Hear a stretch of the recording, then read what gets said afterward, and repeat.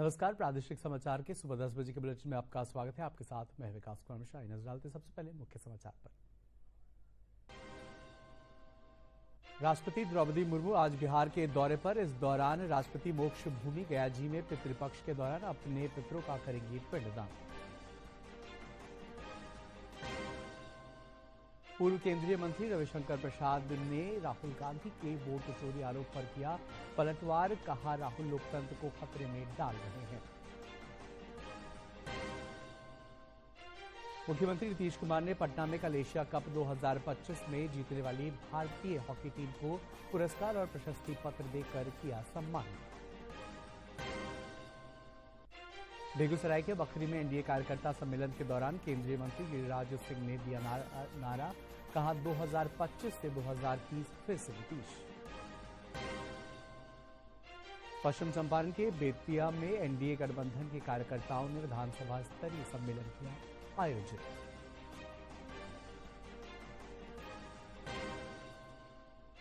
और शिक्षक बहाली की मांग को लेकर पटना में शिक्षक अभ्यर्थियों का विरोध प्रदर्शन।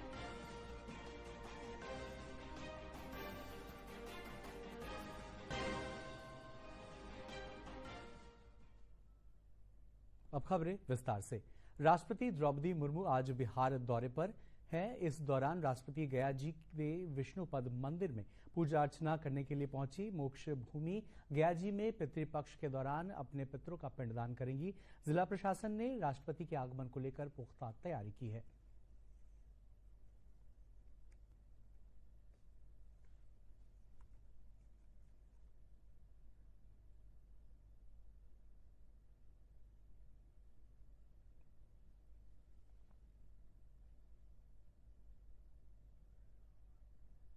बीजेपी नेता रविशंकर प्रसाद ने राहुल गांधी पर पलटवार करते हुए कहा कि राहुल गांधी को झूठ बोलने की आदत है।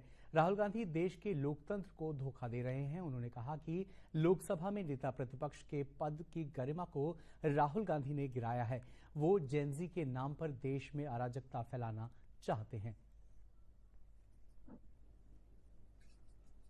भाई, अगर आपकी सरकार काम नहीं करती तो आप किस पर आरोप लगा रहे? किस पर और क्यों आरोप लगा रहे?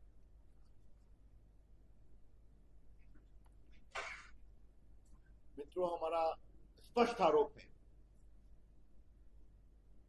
3, राहुल गांधी भारत के लोकतंत्र को योजनाबद्ध तरीके से कमजोर करने की कोशिश कर रहे हैं। क्यों? क्योंकि जनता उनको वोट नहीं देती, वो हार जाती है। और वो मानते हैं कि देश पर राज करने का पट्टा तो उनको ही चाहिए, परिवार को मिला हुआ। तो समस्या, जनता उनको वोट नहीं दे तो वो क्या करें? लोकसभा में नेता प्रतिपक्ष राहुल गांधी द्वारा देश के युवाओं से जेनजी आंदोलन करने की अपील पर बिहार सरकार के मंत्री विजय चौधरी ने निशाना साधा है। उन्होंने कहा कि राहुल गांधी देश में अराजकता का माहौल पैदा करना चाहते हैं। वे संवैधानिक तरीके से सत्ता में नहीं आ सकते, इसलिए इस तरह की बात कर रहे हैं। इससे ज्यादा निराशा और हताशा की भाषा क्या हो सकती है कि वो अब इस देश में अराजकता की स्थिति तक लाने को उद्यत हो गए हैं। यह उनकी मानसिक स्थिति दर्शाता है कि शायद जो संवैधानिक तरीका है उसके तहत या उसके माध्यम से अब वो सत्ता पाने में बिल्कुल निराश हो चुके हैं। अब उनको लग गया है कि जनता उनको दोबारा सत्ता में नहीं लाएगी, इसलिए इस सब तरह की बेबुनियाद बेसोच। उप मुख्यमंत्री विजय कुमार सिन्हा ने एक बार फिर राहुल गांधी पर निशाना साधते हुए कहा कि ये लोग पूरे देश को धर्मशाला बनाने का खेल खेल रहे हैं। उन्होंने कहा कि कांग्रेस के विरुद्ध आंदोलन करने वाले लालू प्रसाद और उनके बेटे तेजस्वी यादव कांग्रेस के विभाजनकारी तत्वों के साथ मिलकर घुसपैठियों को स्थापित करने का सारा खेल चला रहे हैं।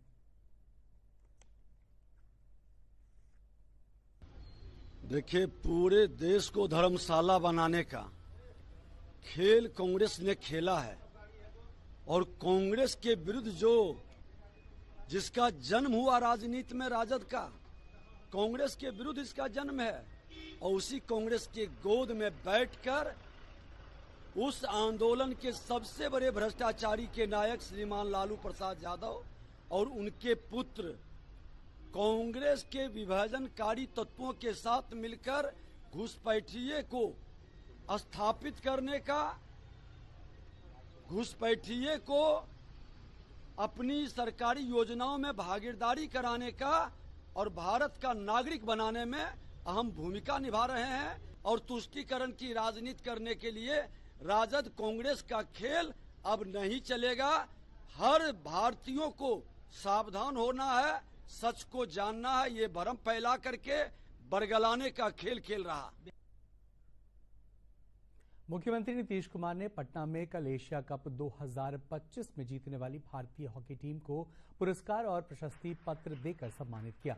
खिलाड़ियों को 10-10 लाख रुपए एवं उनके सहयोगी स्टाफ को 5-5 लाख रुपए दिए गए। मुख्यमंत्री सभी खिलाड़ियों के उज्जवल भविष्य की कामना भी की।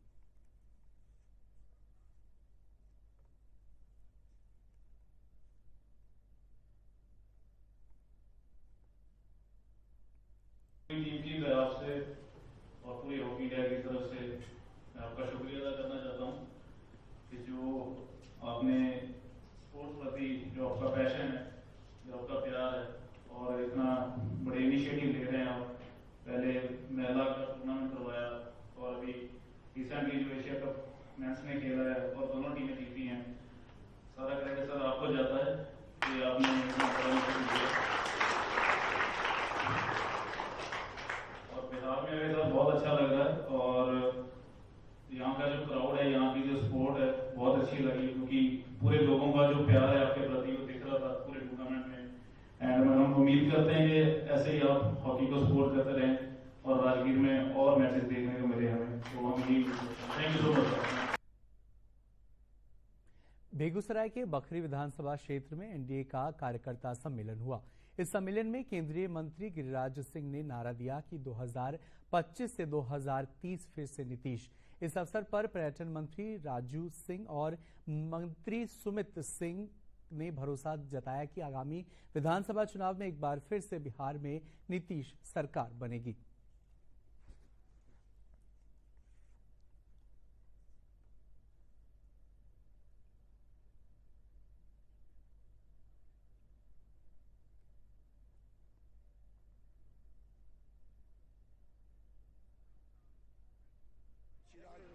मांझी जी, उपेंद्र कुशवाहा की ताकत है। और मैं कह रहा हूँ, जिस तरह से नीतीश सरकार और मोदी सरकार गरीबों के लिए और महिलाओं के सशक्तिकरण के लिए काम कर रहे हैं। अब बिहार में 2,70,00,000 महिलाओं को केवल 10,000 रुपया नहीं मिलेगा, बल्कि उद्यमी बनाया जाएगा और उन्हें आगे 2 लाख 6 महीने बाद मिलेगा। तो ये एक नारी शक्ति का प्रतीक है और जिस दिन हमारी बहनों का हाथ मजबूत होगा उस दिन बिहार में बिल्कुल जनता का हजूम है। जनता को एनडीए सरकार के प्रति विश्वास है। माननीय नरेंद्र मोदी और नीतीश कुमार जी में एक विश्वास है। विश्वास यहाँ पे उत्साह के रूप में देखने को मिल रहा है। विधान परिषद श्री रुदल राय जी को धन्यवाद दूंगा कि इनके नेतृत्व में बहुत सफल कार्यक्रम हुआ है और आज यहाँ लोगों के उत्साह को देखकर यह महसूस हो रहा है कि आगामी जो विधानसभा होने वाला है उसमें बेगूसराय के 7 सीट पे एनडीए गठबंधन की जीत होने वाली है। पश्चिम चंपारण के बेतिया में एनडीए गठबंधन के कार्यकर्ताओं का विधानसभा स्तरीय सम्मेलन आयोजित किया। इस कार्यक्रम में केंद्रीय मंत्री सतीश चंद्र दुबे, बिहार सरकार की मंत्री रेणु देवी, भाजपा सांसद संजय जायसवाल सहित कई नेता मौजूद रहे। केंद्रीय मंत्री ने अपने संबोधन में कहा कि मोदी सरकार और बिहार सरकार चारों ओर विकास कर रही है। वहीं भाजपा सांसद ने कहा कि महागठबंधन के नेता झूठी बातें फैला रहे हैं। एसआईआर में किसी का वोट कटने नहीं जा रहा है। लाख मिला है जिसका सालाना कमाई 1 लाख रुपया से ज्यादा हो गया है और ये इसी जगह हुआ है। बिहार में आज 1,25,00,000 लोग हैं जिनको गरीबी की रेखा से ऊपर लाने का काम इसकी सरकार ने किया। अररिया जिले के नरपतगंज में एनडीए कार्यकर्ता सम्मेलन आयोजित किया गया। कार्यक्रम में मुख्य अतिथि के रूप में केंद्रीय मंत्री नित्यानंद राय मौजूद थे। अपने संबोधन में उन्होंने कहा कि एनडीए के शासनकाल में सीमांचल का अभूतपूर्व विकास हुआ है। हाल में ही प्रधानमंत्री ने सीमांचल को पूर्णिया एयरपोर्ट के साथ साथ कई योजनाओं का लाभ दिया है।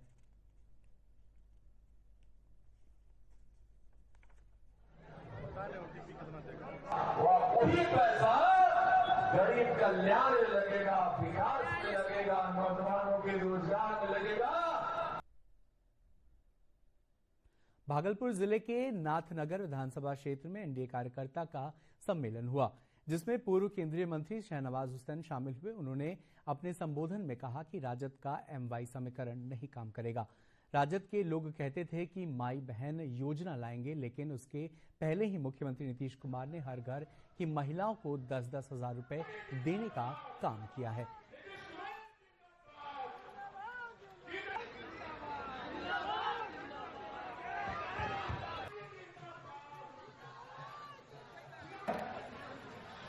आप समझ रहे होंगे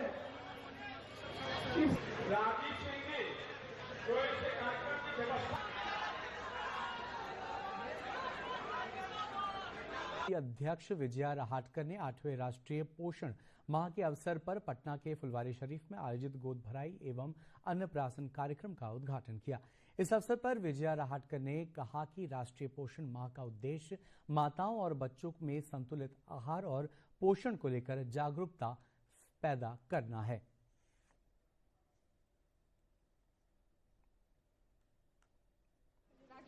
इस माह में हम सभी जो माता और बच्चे उन्होंने अपनी किस तरीके से ख्याल रखना है इसके बारे में बात भी करते हैं, जागरूकता निर्माण करते हैं। इस बार हमने यही कहा है कि स्वस्थ नारी स्वस्थ भारत स्वस्थ समाज, इसी को लेकर हम आगे बढ़ेंगे। बच्चों के अन्नप्राशन का कार्यक्रम है, उसी के साथ साथ गोद भराई भी है। पर जब कोई गर्भवती माँ है उसको खुद को भी पहले अच्छा रखना है, अपने सेहत का ख्याल रखना है और बाद में उसके साथ साथ बच्चे का भी। औरंगाबाद जिले के बारून स्थित उच्च विद्यालय में समावेशी शिक्षा विभाग की ओर से दिव्यांग बच्चों को सांकेतिक भाषा के माध्यम से पढ़ाने के लिए शिक्षकों को प्रशिक्षित किया गया। प्रशिक्षण के दौरान श्रवण निशक्त बच्चों की आवश्यकताएं, भावनाएं, समस्याओं आदि को समझने के लिए शिक्षकों को यह प्रशिक्षण दिया गया। प्रशिक्षक लाल बहादुर ने बताया कि इस प्रशिक्षण से बच्चों को पढ़ाने और सिखाने में शिक्षकों को काफी सुविधा होगी। संभाग द्वारा प्रखंड संसाधन केंद्र बारून के केशव उच्च माध्यमिक विद्यालय में आयोजित गैर आवासीय 3 दिवसीय सामान्य शिक्षकों का ये नोडल प्रशिक्षण, जिसमें कुल 4 बैच है, 50-50 शिक्षकों का ये बैच बना है, यानी कुल 198 शिक्षकों को ये प्रशिक्षण दिया जाएगा। जिसमें शुरुआत में हम लोग परिचय ले रहे हैं, परिचय के दौरान उनको अनुभव करा रहे हैं, जिसमें सामान्य शिक्षकों को आग की पट्टी बांध करके, है ना, ताकि उनको अनुभूति हो जाए कि हम कैसे महसूस करते होंगे मेरे दिव्यांग बच्चे, दृष्टिबाधित बच्चे। साथ ही साथ जो बच्चे बोल नहीं पाते, सुन नहीं पाते, उनको हम लोग मुंह पे पट्टी बांध दे रहे हैं ताकि उनको आभास हो कि वो हमारे जब हम नहीं बोल पाते तो हमें क्या क्या कठिनाइयों का अनुभव होता है। सूचना प्रसारण मंत्रालय के केंद्रीय संचार ब्यूरो पटना के द्वारा नवादा के ITI में लगाए गए 3 दिवसीय चित्र प्रदर्शनी का समापन हो गया। इस अवसर पर नवादा के सांसद विवेक ठाकुर ने यहां लगाए गए सरकारी स्टॉलों का निरीक्षण भी किया। विवेक ठाकुर ने कहा कि केंद्रीय संचार ब्यूरो द्वारा आयोजित ये चित्र प्रदर्शनी विकसित भारत के साथ साथ विकसित नवादा के सपने को पूरा करने में नई उड़ान देगा। इस अवसर पर सांसद ने कई बच्चों का अन्नप्राशन भी कराया। भारत के किन क्षेत्रों में अब शीर्ष 5 में है, कहीं दिखता नहीं। आज विभिन्न क्षेत्रों में दुनिया भारत का एक बदला हुआ भारत एक बड़े उछाल की ओर आज 5वें से अब तीसरी अर्थव्यवस्था की ओर। भारतीय रिजर्व बैंक की उप महाप्रबंधक नेहा संचिता ने औरंगाबाद में बैंक की ओर से आयोजित विशेष शिविर को संबोधित करते हुए कहा कि बैंक ग्राहकों को बैंकिंग सुविधाओं का लाभ उठाने के साथ ही केंद्र सरकार द्वारा चलाई जा रही जन कल्याणकारी योजनाओं का फायदा भी उठाना चाहिए। इस अवसर पर पंजाब नेशनल बैंक के मंडल प्रमुख प्रवीण कुमार ने भी अपने विचार रखे।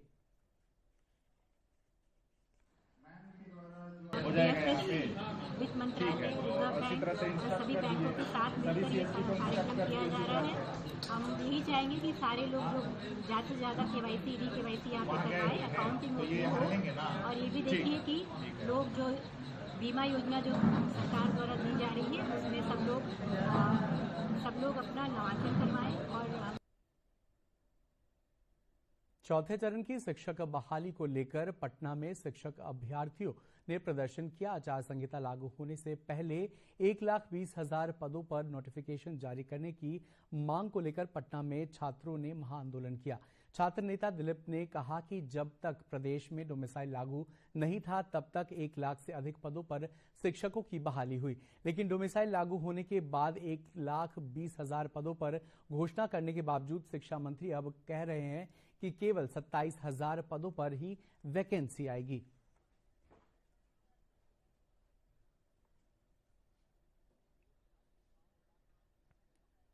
नहीं चाहते हैं, हम लोग तो सीधा अनाउंसमेंट कर रहे हैं ना, घोषणा कर रहे हैं। जैसे सरकार घोषणा करती है ना, तो सरकार की घोषणा तो बहुत सारी हवाई भी हो जाती है, लेकिन हम लोगों की घोषणा धरातल पे होगी। ज्ञान और मोक्ष की नगरी गयाजी में पितृपक्ष महासंगम 2025 का आयोजन पूरे वैदिक रीति रिवाजों के साथ चल रहा है। विष्णुपद मंदिर और फल्गु नदी के तट पर देश विदेश से आए श्रद्धालुओं का सैलाब दिख रहा है। देखिए ये खास रिपोर्ट। गयाजी में विश्व प्रसिद्ध पितृपक्ष मेला जारी है। यहाँ श्रद्धालु अपने पितरों की आत्मा की शांति और मोक्ष की प्राप्ति के लिए पिंडदान, श्राद्ध और तर्पण करते हैं। धार्मिक मान्यताओं के मुताबिक मृत्यु के 13वें दिन मृतक की आत्मा को यमदूत यमलोक ले जाते हैं। श्रद्धा पूर्वक पिंडदान और श्राद्ध करने से मृतक को यमलोक में कष्ट नहीं होता और आत्मा को शांति मिलती है। गया जी में जो पिंड दान करवाते हैं उनको पितरों को मोक्ष की प्राप्ति होती है, इसीलिए बहुत दूर दूर से श्रद्धालु लोग आते हैं। जैसे कि ये मध्य प्रदेश से हैं, ये 28 राज्य है भारत में, 2800 राज्य से यहाँ आते हैं। देश विदेश से भी यहाँ यात्री लोग आते हैं। गया पिंडदान ये जो है ये आस्था का सैलाव है। यहाँ देश विदेश के लोग आते हैं पिंडदान करने, अपने पितृ का उद्धार करने के लिए, मोक्ष प्राप्त करने के लिए। और ये स्थान बहुत ही महान स्थान माना गया है। यहाँ भगवान श्री रामचंद्र जी अपनी पत्नी के साथ आकर अपने पितरों का पिंडदान किया है। और यहाँ हमारे भगवान विष्णु का चरण है, जहाँ पे पिंड चढ़ने से पितरों का मोक्ष प्राप्त होती है, ऐसा मान्यता है गया श्राद्ध की। ब्राह्मण भोजन भी इस दिन का अनिवार्य अंग माना गया है। ऐसी मान्यता है कि पिंडदान और ब्राह्मण तृप्ति के माध्यम से मृत आत्मा को यमलोक में सुखद और उत्थानकारी स्थिति प्राप्त होती है। गया जी के विष्णुपद परिसर में सुबह से ही श्रद्धालु आस्था में डूबे दिखाई दे रहे हैं। फल्गु नदी में स्नान और आस्था की डुबकी लगाने के बाद श्रद्धालु पूरे श्रद्धा भाव से श्राद्ध और तर्पण में लीन हैं। हम लोग यहाँ मध्य प्रदेश से पिंडदान के लिए आए हुए हैं, पितृ मोक्ष के लिए, और सरयू तट पे मोक्ष की प्राप्ति के लिए यहाँ हम लोग पूजा के लिए। मेरी एक संस्कृति शिष्टाचार है, एक लोक रीति है, ये कुल रीति में मिला है हम लोगों को पितृदान, पितृ मोक्ष करने के लिए पूजा का कार्य। तो मैं अपने पितरों के लिए मोक्ष के लिए यहाँ पर पिंडदान करने आया हूँ। गया जी, जिला नरसिंहपुर, मध्य प्रदेश। पितृपक्ष मेले में श्रद्धालुओं की सुविधा और सुरक्षा के लिए जिला प्रशासन और पुलिस प्रशासन भी पूरी तरह से मुस्तैद है। स्वास्थ्य कर्मी भी जरूरतमंदों को तत्काल सेवा उपलब्ध करा रहे हैं। जो श्रद्धालु स्वयं चलकर पिंडदान स्थल तक नहीं पहुंच पा रहे हैं, उनके लिए जिला प्रशासन की ओर से निःशुल्क ई-रिक्शा सुविधा उपलब्ध कराई गई है। दूरदर्शन समाचार के लिए गयाजी से प्रेम प्रकाश की रिपोर्ट। प्रदेश के कई जिलों में बारिश के लिए येलो अलर्ट जारी किया गया है। मौसम विभाग के मुताबिक गरज चमक के साथ बारिश होने की संभावना है। देखिए ये खास रिपोर्ट। प्रदेश में मानसून का असर अभी भी बरकरार है। ऐसे में शुक्रवार को प्रदेश के 32 जिलों में गरज चमक के साथ बारिश का येलो अलर्ट जारी किया गया है। पटना मौसम विज्ञान केंद्र के मुताबिक इन क्षेत्रों में रुक रुक कर हल्की से मध्यम बारिश होगी। लेकिन कुछ जगहों पर भारी बारिश की भी संभावना है। इसके साथ ही तेज हवाओं के साथ वज्रपात को लेकर भी अलर्ट जारी किया गया है। राज्य में मानसून फिर से सक्रिय हो चुका है। अगले 2 से 4 दिनों तक मौसम में बदलाव देखने को मिलता रहेगा। किशनगंज, अररिया, पूर्णिया, सुपौल, मधुबनी, सीतामढ़ी, शिवहर, मधेपुरा, सहरसा, कटिहार, पश्चिम चंपारण, पूर्वी चंपारण, गोपालगंज, सिवान, सारण, वैशाली, समस्तीपुर, खगड़िया, मुंगेर, भागलपुर, बांका, जमुई, लखीसराय, शेखपुरा, बेगूसराय, मुजफ्फरपुर, दरभंगा, सीवान, रोहतास, कैमूर, भोजपुर और बक्सर के लिए येलो अलर्ट जारी किया गया है। बारिश का प्रभाव उत्तर बिहार और सीमांचल में ज्यादा देखा जा रहा है।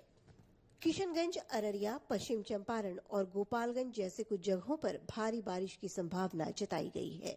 दक्षिण बिहार के पटना गया क्षेत्र में हल्की बारिश की संभावना है, लेकिन उमस भरी गर्मी से राहत मिलेगी। अधिकतम तापमान 2 से 3 डिग्री सेल्सियस नीचे गिरकर 31-32 डिग्री सेल्सियस रह सकता है और न्यूनतम तापमान 24-25 डिग्री सेल्सियस के आसपास रहने की संभावना है। इस मॉनसून सीजन में अब तक हुई बारिश की बात करें तो मौसम विभाग के आंकड़ों के मुताबिक 858 मिलीमीटर बारिश होनी चाहिए थी, लेकिन अभी तक सिर्फ 592 मिलीमीटर बारिश दर्ज की गई है, जो सामान्य बारिश से करीब 31% कम है। मौसम विभाग ने लोगों से अपील की है कि बेवजह घर से बाहर ना निकलें, बारिश के समय पक्के मकानों में शरण लें, खुले मैदानों या पेड़ों के नीचे ना जाएं। ब्यूरो रिपोर्ट, दूरदर्शन समाचार, पटना। दूरदर्शन 66 साल का हो चुका है। दूरदर्शन के स्थापना के अवसर पर भारत में ब्लैक एंड व्हाइट से लेकर रंगीन टीवी तक के सुनहरे सफर को बताने के किताब Doordarshan diaries golden era of television का वरिष्ठ नेता गुलाम नबी आजाद सहित कई गणमान्य लोगों ने विमोचन किया। इस कार्यक्रम में दूरदर्शन से जुड़ी तमाम हस्तियां मौजूद रहीं। देखिए एक रिपोर्ट।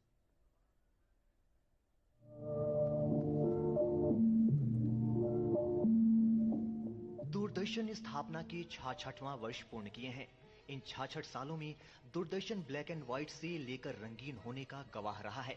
देश में घर घर देखे जाने वाले रामायण, महाभारत सीरियल हो या चित्रहार और हर हफ्ते दिखाई जाने वाली फिल्में, अपने शिक्षाप्रद कार्यक्रमों और कृषि दर्शन जैसे कार्यक्रमों के जरिए डीडी ने देश के किसानों और देश के कोने कोने में रहने वाले लोगों को अहम जानकारियां मुहैया कराईं।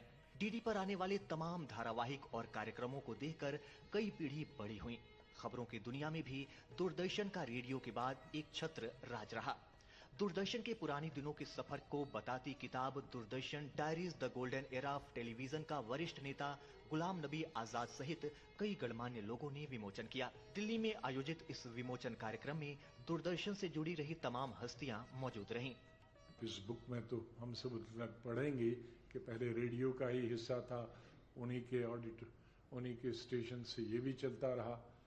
बहुत देर बाद ये स्वतंत्र हुआ और अपने पाँव पर खड़ा हुआ, आधे घंटे से लेकर 1 घंटे। और अच्छा, उस वक्त की इस चीज़ को भी देखना होगा कि क्या प्रायोरिटीज़ थी। एग्रीकल्चर प्रायोरिटी थी, एजुकेशन प्रायोरिटी थी। उस आधे घंटे में भी, 1 घंटे में भी, जो कभी 2 हफ्ते में 1 दफ़ा होता था या बाद में 1 दिन में 1 ही घंटा होता था, उसमें भी प्रायोरिटी जो थी वो थी न्यूज़ तो बाद में हुई, लेकिन जो प्रोग्राम हुआ वो एग्रीकल्चर और एजुकेशन और हमारा पब्लिक हेल्थ था। इस पुस्तक में टेलीविजन के उस दौर में कई चुनौतियों का सामना करते हुए कैसे दूरदर्शन के धारावाहिकों, कार्यक्रमों और खबरों से जुड़े बुलेटिन घर घर का हिस्सा बने, उसका वर्णन किया गया है। इतनी सुविधाएं ना होने के बावजूद हम लोगों ने कैसे उस ईरा को लांघा और दूरदर्शन को ब्लैक एंड व्हाइट ईरा से कलर में लाए। जिसे कहते ना, हम लाए हैं तूफान से किश्ती संभाल के, बच्चों मेरे रखना इस देश को संभाल के। मैं तो यही कहूँगी आज की पीढ़ी को कि आपके पास दूरदर्शन की डोर है, दूरदर्शन देखते रहिए और इसे और ऊंचाई तक पहुंचाते रहिए। अच्छे अच्छे कार्यक्रम दिखाइए ताकि अच्छे लोगों की सोच बने और सुविधाएं बढ़ें। I am very grateful to Doordarshan. I am what I am because of Doordarshan. Doordarshan की ऐतिहासिक यात्रा 15 सितंबर 1959 को हुई थी। पूर्व राष्ट्रपति राजेंद्र प्रसाद ने इसी दिन पहले प्रसारण का उद्घाटन किया था। 1975 तक दूरदर्शन आकाशवाणी का हिस्सा था। बाद में 1 अप्रैल 1976 को ये सूचना और प्रसारण मंत्रालय के एक अलग विभाग के रूप में सामने आया। आज दूरदर्शन स्टूडियो और ट्रांसमीटरों के विशाल नेटवर्क के साथ भारत की सबसे बड़ी प्रसारण संस्था है।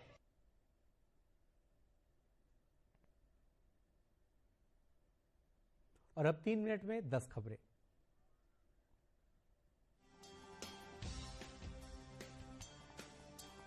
मशहूर उद्योगपति मुकेश अंबानी कल गया जी पहुंचे। इस दौरान उन्होंने अपने परिवार के साथ मिलकर अपने पूर्वजों का पिंडदान किया।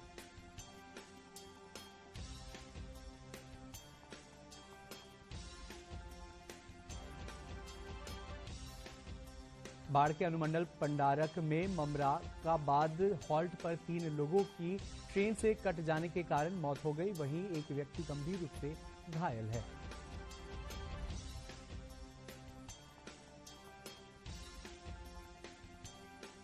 पश्चिमी चंपारण के बेतिया में बगहा पुलिस जिला को राजस्व जिला बनाने को लेकर सैकड़ों युवाओं ने सड़क मार्च निकाला।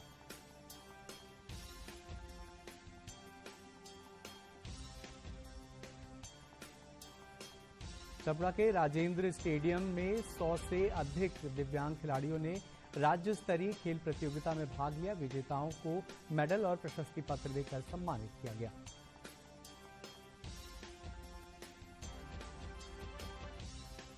पश्चिमी चंपारण के बेतिया में स्वच्छता ही सेवा अभियान के तहत एमजेके कॉलेज से समरणालय तक की पदयात्रा निकाली गई।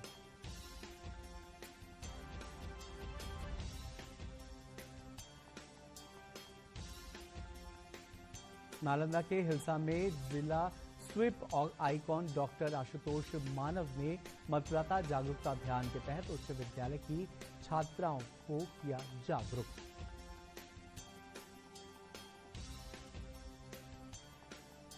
राजद नेता तेजस्वी यादव की अधिकार यात्रा कल रात समस्तीपुर पहुंची। उन्होंने जनसभा को संबोधित करते हुए कहा कि नए संकल्प के साथ नया बिहार बनाने के लिए यह यात्रा निकाली गई है।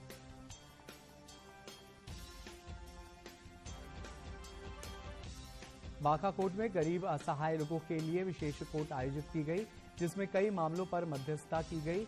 जिला न्यायाधीश ने कहा, इससे सामाजिक सद्भाव बढ़ेगा और समय की बर्बादी कम होगी।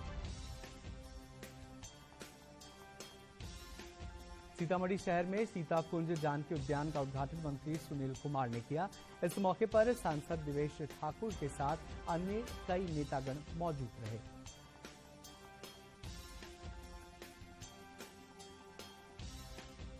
गयाजी में मानव विकास संसाधन कार्यक्रम के अंतर्गत सशस्त्र सीमा बल द्वारा नागरिकों के कल्याण के लिए 5 दिवसीय कार्यक्रम का समापन हो गया।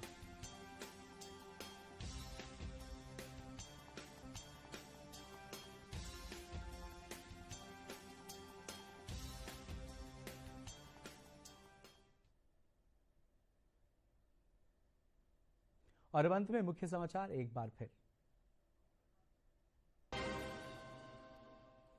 राष्ट्रपति द्रौपदी मुर्मू आज बिहार के दौरे पर। इस दौरान राष्ट्रपति मोक्ष भूमि गयाजी में पितृपक्ष के दौरान अपने पितरों का करेंगे पिंडदान।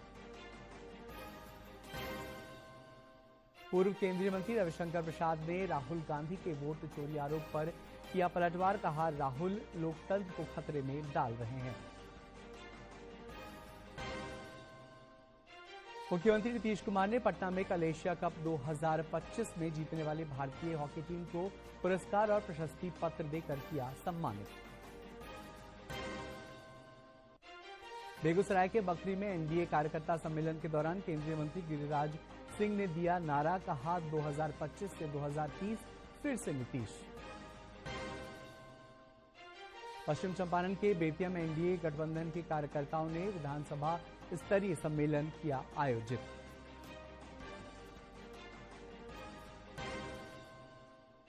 और शिक्षक बहाली की मांग को लेकर पटना में शिक्षक अभ्यर्थियों का विरोध प्रदर्शन।